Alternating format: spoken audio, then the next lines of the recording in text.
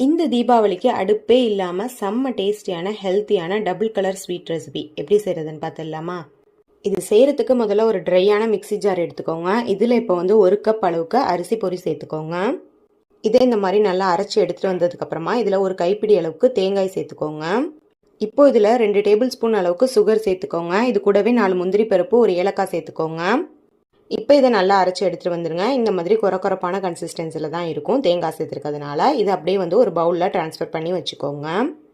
இப்போது அதே மிக்ஸி ஜாரை எடுத்துட்டு திரும்பவும் 1 கப் அளவுக்கு பொரி சேர்த்துக்கோங்க. இது கூட ஒரு சின்ன பீஸ் பட்டை சேர்த்துக்கோங்க, ஒரு ஏலக்காய் சேர்த்துக்கோங்க.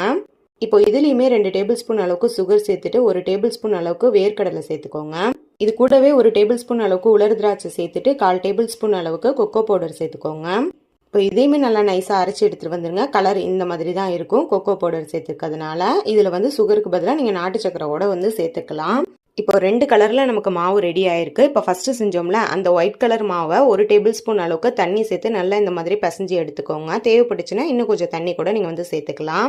இப்போ இந்த ப்ரௌன் கலரில் அரைச்சி வச்சுருக்கோம்ல அந்த மாவுலையுமே ஃபஸ்ட்டு 1 டேபிள் ஸ்பூன் அளவுக்கு தண்ணி சேர்த்து நல்லா பிசைஞ்சிட்டு திரும்பவும் 1 டேபிள் ஸ்பூன் அளவுக்கு தண்ணி சேர்த்து நல்லா பிசைஞ்சிக்கோங்க. தண்ணி அதிகமாக சேர்த்துடக்கூடாது, அதனால தான் ஒரு டேபிள் ஸ்பூன் அளவுக்கு சேர்த்து ஃபஸ்ட்டு பிசைஞ்சு பார்த்துக்கோங்க. இதில் மொத்தமாக 3 டேபிள் ஸ்பூன் அளவுக்கு தண்ணி சேர்த்து நான் பிசைஞ்சு எடுத்திருக்கேன். அவ்வளோதான். இப்போ பிசைஞ்சு இந்த மாதிரி பால்ஸாக பிடிச்சி வச்சுக்கோங்க. இந்த மாதிரி 2 கலரில் நமக்கு வந்து பால்ஸ் வந்து ரெடி ஆகிடுச்சு. இப்போ கையில் வந்து எண்ணெய் அல்லது நெய் அப்ளை பண்ணி விட்டுக்கோங்க.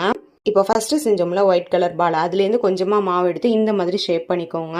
இப்போது ப்ரௌன் கலர் பால்லேருந்து அதே ஷேப்லேயே வந்து பண்ணி எடுத்துக்கோங்க. இப்போ அந்த 2 பீஸையுமே ஒன்றா சேர்த்து இந்த மாதிரி ஷேப் பண்ணி விட்டுக்கோங்க. அவ்வளோதான், ரெடி ஆயிடுச்சு. இப்போ இதே மாதிரியே எல்லாத்தையுமே வந்து செஞ்சு எடுத்துக்கோங்க.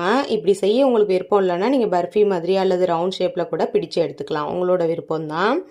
நோ ஃபயர் பர்ஃபி வந்து நம்ம சேனலில் ஆல்ரெடி போட்டிருக்கேன். ஸோ அந்த மாதிரி ஷேப்பில் கூட நீங்கள் வந்து செஞ்சு எடுத்துக்கலாம்.